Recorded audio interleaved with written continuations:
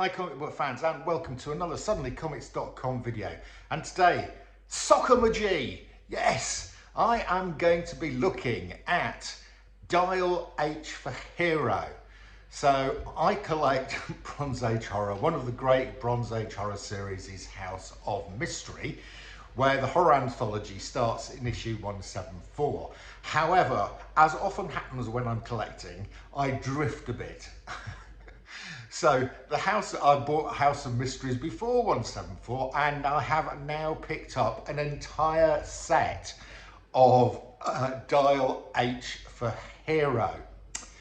Right, so a little bit about Dial H for Hero. So Dial H for Hero started in House of Mystery number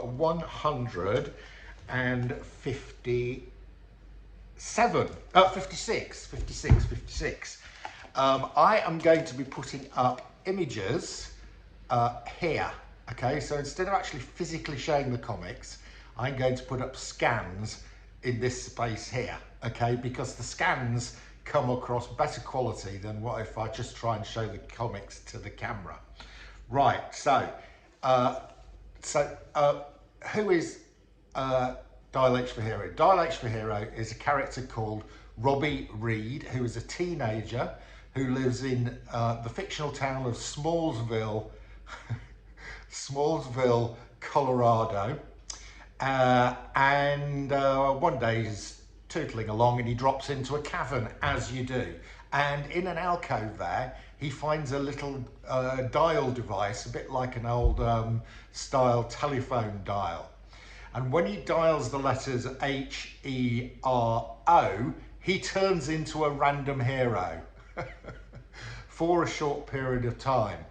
And then if he dials the reverse, he turns back into himself.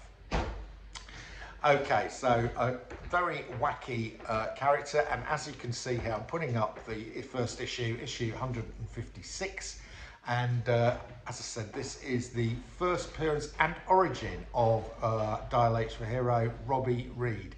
And as you can see, in this issue, he turns into the Cometeer, Giant Boy, and Mole. Okay. Now, all the characters during this run, and it runs from issues 156 to 173, so I think there are 18 issues. So all of them, he turns into different heroes, and only one time does he turn into an existing hero. So other than that one time, which you will see, he is becoming new heroes. As in this issue 157, in which he becomes Supercharge, the Human Bullet, and Radar Sonar Man. Okay. Don't you just love these? Don't you just love these names? I'm just going to have to dig out more of these. Here we go. Yeah, I need to pick out the full collection. Here we go. So next up, we have issue 158, and in this one we have got, it's the Battle of the Century, when Robby Reed dials another superhero, Quakemaster, and battles a cunning criminal who has managed to dial V for villain. Wow. Okay, now then. Next up, we have got number 159, and we get 3 more fantastic heroes. Hypno Man, the Human Starfish, and best of all, the Mighty Moppet. Yes, the Mighty Moppet, who appears to be some sort of 10-year-old boy. Oh dear. Right, the next issue. So the 2 valuable issues here are the first one I showed you, which is the first appearance of Robby Reed and origin of Dial H for Hero. And the second most expensive issue, or the next most expensive issue, I think it may even be more expensive, is this one here, number 160. Now, before we talk about why this one is a bit special, let's talk about Robby Reed's catchphrase. Yes, is it the most stupid catchphrase in comics. Sock G. Yeah, look at it on the comic. Sock G. Sock G. I have to say, I've said it quite a few times today, and I know it's growing on me. But surely it is one of the most silly catchphrases of a superhero in comics. If you think you know even worse one, put it in the description below. Right, this issue I'm showing at the moment is special because it is the only one in which Robby Reed turns into an existing hero. He turns into Plastic Man. Okay, now, what's special about this? Well, this is the first Silver Age appearance of Plastic Man. Yep, so this is a collectible comic. As well as turning into Plastic Man, he turns into King Candy and Giant Boy. Excellent stuff. Right, next up. Oh, and this is really great. We have got a villain called I am the Lord of Gardens. I command Plant Gorilla to destroy you, Hornet Man. Yes, Hornet Man. I mean, you do need some imagination to come up with these stories. It's worth mentioning that in a number of these comics, the backup story is Martian Manhunter. Yes, before Robby Reed started as Dial H for Hero, the main character in House of Mystery for a number of issues was Martian Manhunter. So we do get the double header of Dial H for Zero and Martian Manhunter. Oh my goodness me. Right. Okay, and the other nice thing about these comics, I'm putting up issue 162, and you will notice on a number of these comics, they have got the beautiful 1960s checkerboard.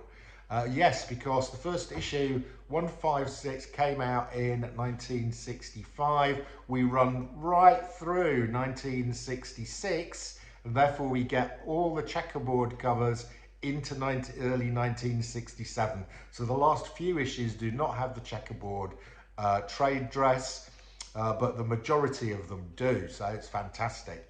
Right, so here we are on issue 162, and oh no,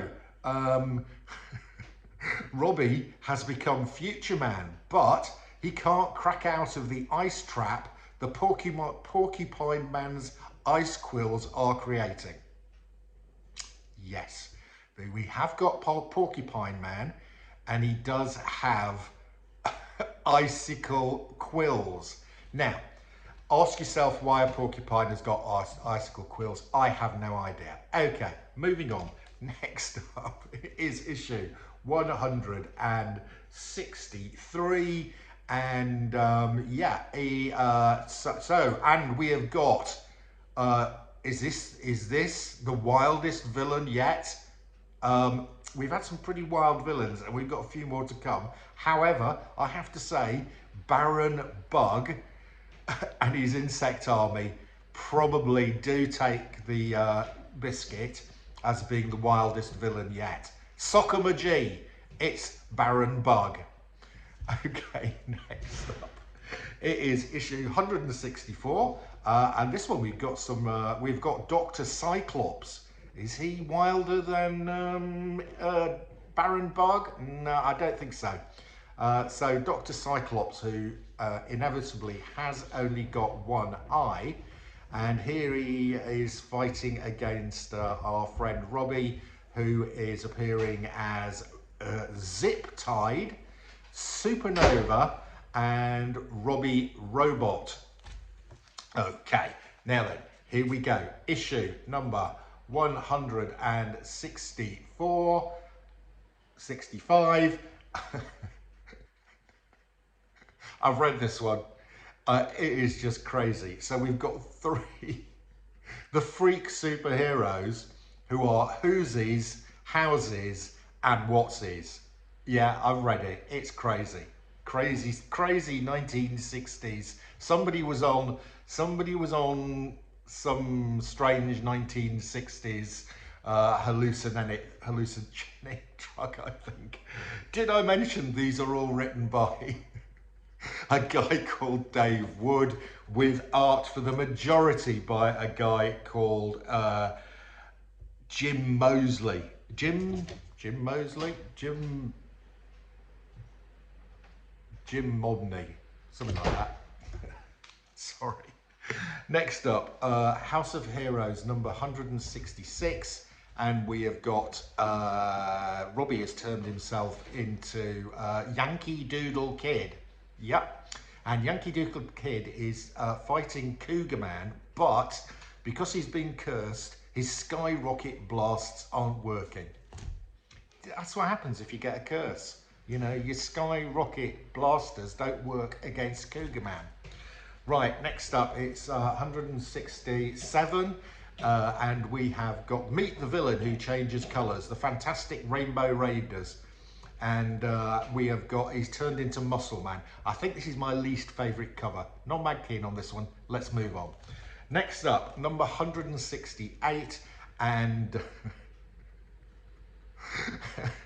Robbie has turned into a hero called Hoopster. Now, what are the powers of Hoopster?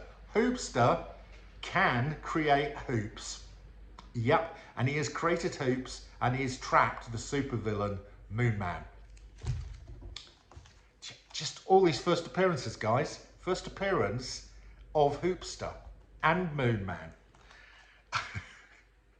Next up, okay, dial H for heroin now, and we have got a dazzling girl champion joins forces with a new superhero to battle the terrible Toy Master. Yeah, there he is, Toy Master, who is attacking with his spiked Jack-in-the-Box. Only in the 1960s, guys. We have lost the checker plate trade dress, Drat, but it did go on for quite a reasonable part of this series. Right. Here we go. Next up, we have got 170. Yeah, 170. And I'm just making sure I've got the others. Yeah, 170. And Soccer McGee. Now Robbie's turned himself into a human buzzsaw. Of course he has. What else did you expect? Right. Next up, 171. And this is my favourite cover, actually. This is Dial H for Hero, and it is the menace of the micro monsters. Look at the colours on this. You can tell who the artist is. It is Nick Cardy. Really great cover and really high grade. I got this from Heritage, where I got a big bundle of these from. Right, next up, and Robby Reed appears to have turned himself into a giant space octopus. Yeah, a giant space octopus, and Dial H monsters. He appears to be fighting a Native American who's on a winged horse as a giant space octopus. There we go, number 172. Right, bad news, guys. Bad news. Here is the final issue of Dial H for Hero in House of Mystery. It is now, we are now in March, April 1967, and it's the last issue. It's quite a good cover. It's Will He Dial G for Good or E for Evil? And that's it. That is the last in our House of Mystery, Dial H for Hero. Goodbye, Robby Reed. Goodbye, Soccer McGee. But hello, Kane, who arrives in the House of Mystery and begins the horror anthologies edited by Joe Orlando, which I will be coming on to in a future video. But I hope you have enjoyed this one. But, and as I say, that is your lot. See ya again soon.